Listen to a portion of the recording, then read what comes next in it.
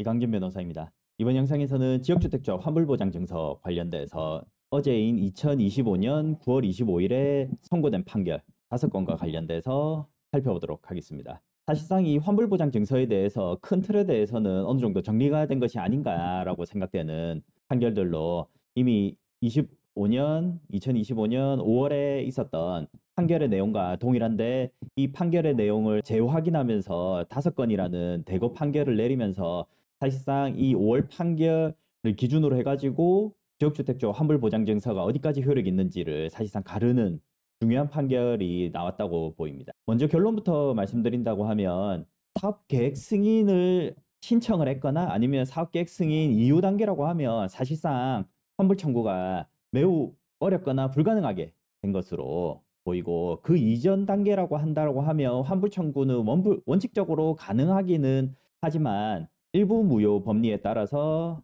환불보장증서가 무효라고 하더라도 조합원 가입계약이 별도로 유효인지 무효인지에 따라서 사안마다 이제 다르게 판단이 날 걸로 생각을 합니다. 먼저 환불보장증서 개념을 살펴보면 환불보장증서는 뭐 안심보장증서라고 하든지 아니면 뭐 안심보장 확약서라든지 뭐 다양한 이름으로 불리기도 하지만 어쨌든 지역주택조합이 조합원을 모집할 때 사업이 무산될 경우 아니면 특정한 조건 뭐 예를 들어 2025년 12월 31일까지 뭐 사업 승인을 못 얻는다. 사업 승인을 득하지 못하면 전액 환불해 주겠다. 아니면 조합 설립 인가를 못하면 이제 뭐 전액 환불해 주겠다. 뭐 이런 식의 내용들이 이제 기재된 것들이 있습니다. 그래서 뭐 일반적인 것들 사업이 무산될 경우 납부한 분담금 전액을 환불하겠다라는 취지의 약속을 담은 문서라고 보시면 되겠습니다. 그래서 사업이 무산될 경우도 있지만 사업 승인이나 뭐 착공 아니면 특정 시점까지 뭐 조합 설립인가라든지 일정한 사업이 진행되지 않을 경우 환불을 보장하는 내용이 포함되어 있는 경우들이. 그래서 이것들은 조합원 모집 과정에서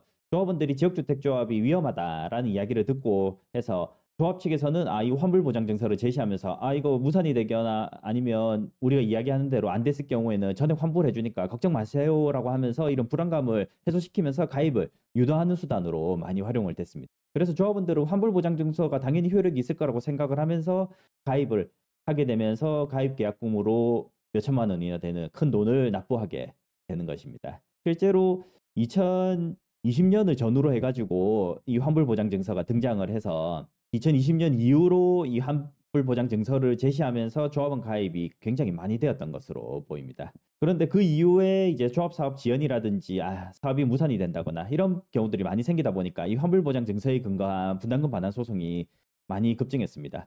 특히 뒤에서 알아볼 2022년도 판결과 관련된 앞서 이야기 드렸던 일부 무효 관련된 판결이 나온 이후에 더더욱 소송이 급증을 하게 되었고, 현재 지역주택조합과 관련된 소송 중에서 환불보장 약정이 사실상 대부분이라고 보이는 상황입니다. 앞서 이야기 드렸던 대법원 2022년도 판결입니다. 안심보장증서상 환불보장약정은 조합 가입계약에 따른 납입금에 관한 특약사항을 정하기 위한 목적으로 조합 가입계약의 수반에서 경제적 사실적으로 일체로서 체결된 것이다. 전체적으로 하나의 계약인 것과 같은 관계에 있으므로 위 환불보장약정이 총회 결의 없이 이루어진 총유물 처분 행위에 해당하여 무효라면 일부 무효 법리에 따라서 조합 가입 계약도 무효가 되는 것이 원칙이고, 다만 환불보장약정이 없더라도 조합 가입 계약을 체결하는 것이 인정되는 경우에는 조합 가입 계약이 효력이 있다라는 판결입니다. 뭐 말 그대로긴 하지만 약간의 설명을 덧붙이자고 하면 안심보장증서, 환불보장약정이죠. 안심보장증서와 조합 가입 계약은 각각의 계약서가 작성이 되어 있지만 사실상 하나의 계약이다라는 것이고, 하나의 계약이면 안심보장약정이 총유물 처분 행위로 지역주택조합은 비법인 사단으로 총유라는 형태로 소유를 하게 되고, 이 분담금에 관한 것은 결국 총유물이기 때문에 이 총유물 처분과 관리에 대해서는 총회 결의를 거쳐라고 하는 것이 민법 정한 내용입니다.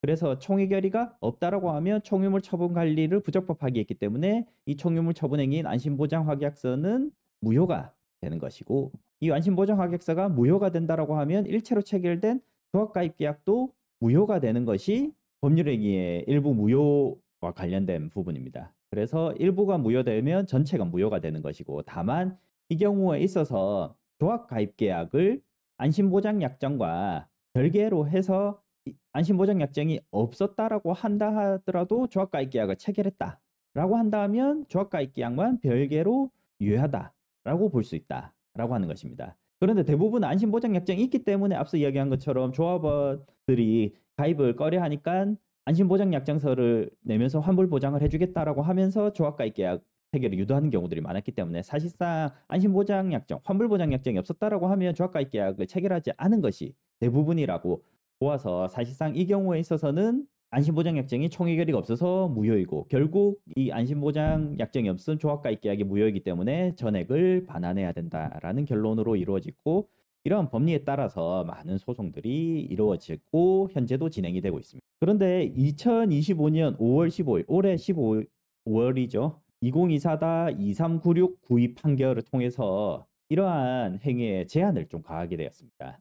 어떤 부분이냐면 신의 성실의 원칙이라는 것입니다. 민법의 대원칙으로 상대방의 정당한 이익을 고려하여 행동해야 할 법적 의무라는 것입니다. 그래서 이러한 것은 권리 행사와 의무 이행은 사회 공동체 일원으로서 상호 신뢰에 기반해서 이루어져야 되기 때문에 상대방이 정당한 이익이 있다라고 하면 그것과 모순되는 원칙은 하지 않아야 된다라는 것이어서 자신의 선행행위와 모순되는 후행행위로서 상대방의 신뢰를 저버리는 모순행위를 금지하고 있습니다. 이것은 민법상의 신의칙이라는 형태로 드러나 있는 부분들이고 이것은 뭐 정확하게 규정이 된 것은 아니지만 대법원 판례들을 통해서 정립이 되는 경우들이 많고 지역주택조합 이번에 환불보장증서와 관련해서는 처음으로 2025년 5월에 판결 선고가 되었고 이 판결의 취지가 이번에 9월에 있었던 판결 5건을 통해서 재확인이 되었다라고 할 것입니다. 해당 내용은 환불이 가능한지 여부와 무관하게 계약 유지 의사가 있다라고 해석이 될 경우에는 환불 보장 약정을 무효를 주장하는 것은 모순행위다라는 것입니다. 이것과 관련해서 뒤에 조금 더 살펴보면 사업계획 신청 또는 승인 이후에 조합원이 환불 보장 약정을 무효를 이유로 분담금 반환을 청구하는 것은 신의 성실의 원칙에 반하는 모순행위다라는 것인데 조합은 사업계획 승인 이후 신규 조합원을 모집할 수 없기 때문에 대체 조합원 모집이 실질적으로 불가능한 상황에서 청구를 하는 것은 신의칙에 위반된다라는 것입니다.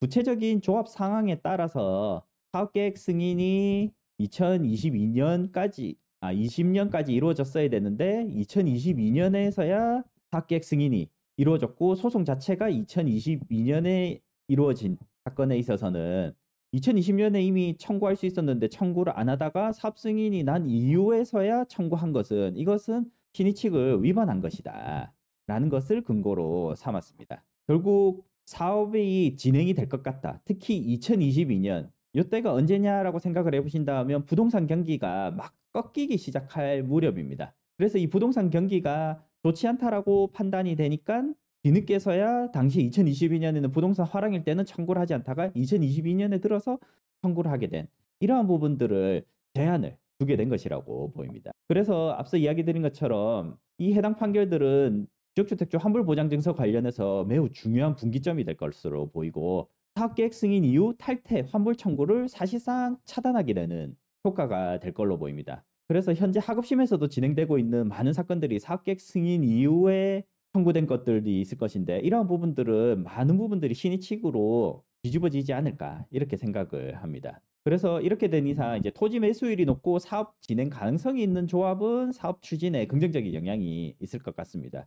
왜냐하면 이제 중간에 부동산 경기 안 지어서 탈퇴하려고 했던 조합원들이 많았지만 이러한 소송 결과로 인해서 사업 승인을 이미 받은 조합들 같은 경우는 더 이상 탈퇴가 사실상 불가능하다. 뭐 탈퇴 자체는 가능할 수 있지만 전액 분담금을 받아갈 수 있는 환불 보장 증서에 따른 청구는 막을 수 있게 되었기 때문에 사업 추진에는 좀 탄력을 받지 않을까 생각을 하게 됩니다. 조합원들로서는 결국에는 전액 반환받을 수 없다라고 한다면 대부분의 돈을 공제당하는 탈퇴를 택하기보다는 어떻게든 사업을 살려서 중간에 다른 사람으로 넘긴다든지 입주를 한다든지 선택을 할 가능성이 높아질 것이기 때문입니다. 다만 사업계획 승인을 받았다고 하더라도 최근 들어서 시공비가 매우 급등을 한 상황입니다.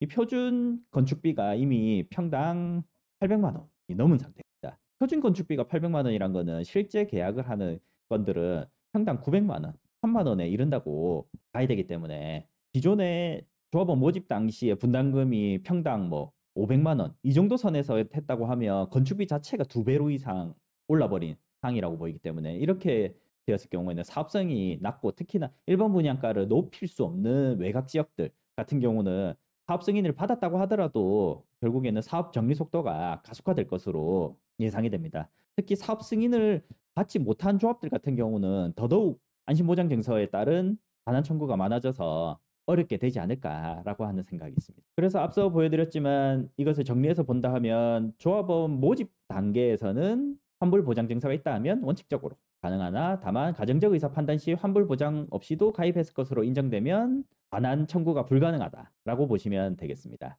조합 설립 인가 단계도 마찬가지이고 사업계획 승인 신청 단계에 이르르면 환불 청구가 어렵게 될 것인데 다만 이러한 판결을 가지고 결국에는 95% 소유권을 확보해야 지역주택조합은 사업계획 신청이 되는데 일단 신청을 넣는 거는 요건을 안 맞췄다고 하더라도 가능하기 때문에 요건을 맞추지 않은 상태에서 신청을 하는 경우도 있고 이러한 점을 들어가지고 조합원 모집 어렵기 때문에 신인칙 위반이다라고 주장을 할 가능성도 배제할 수 없습니다. 그래서 사실상의 기준은 95% 소유권을 확보했는지 여부가 핵심이 될 것으로 보여서 사업 승인을 못 얻었다고 하더라도 95% 소유권을 확보를 해서 사업 계획 승인을 신청을 했다. 두 가지를 모두 했다라고 하면 사실상 환불 청구가 어렵게 된 것이 아닌가라고 생각이 듭니다. 사업 계획 승인 이후 단계에 있어서는 여러 판결에 따라서 사실상 불가능하게 되었고 당연히 그 이후 단계에서도 안심보장증서, 환불보장 약정에 따른 반환 청구는 어렵게 될 걸로 보입니다. 그래서 이를 종합해서 보면 조합과 조합원 사이에서는 앞으로 중요한 쟁점이 될 부분들이 결국에는